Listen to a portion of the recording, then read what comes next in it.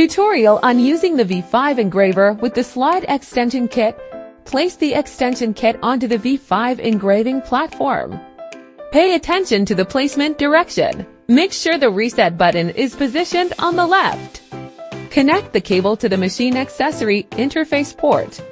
After the port cable is connected, switch on the V5 machine power. Finally, connect the computer data cable.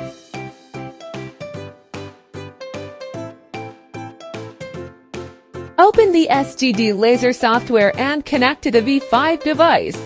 It indicates a successful connection if the USB icon in the top right corner is blue. Press the reset button to activate the slide extension. Place an A4 sheet.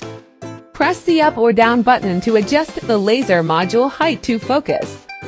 When the two red light points overlap, the focusing is complete. Then remove the A4 sheet. First, move the slide extension to the 0 mm position. Then move it lengthwise to the center.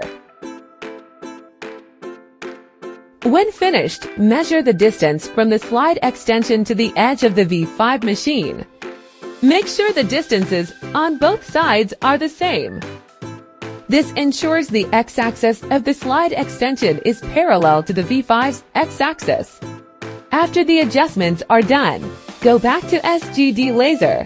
First, we should make some parameter settings. Open the menu and select Device Information. Disable all other accessory functions except the slide extension. Since we use the 150 mm field lens here, the 70 mm field lens option must also be disabled. Only the extension function needs to be enabled. Set the marking mode to expanded marking. And the setup is done. Next, import the cutting file. Drag it to the edge, as shown. Click and group and select one of the pieces.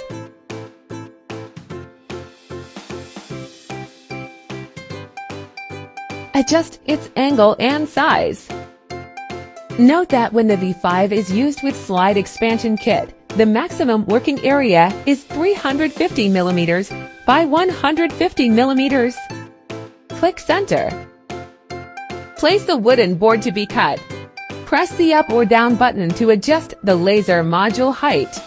Refocus the laser. Click Preview. Note that before each preview or marking, make sure the slide expansion accessory has returned to its home position. Start the preview.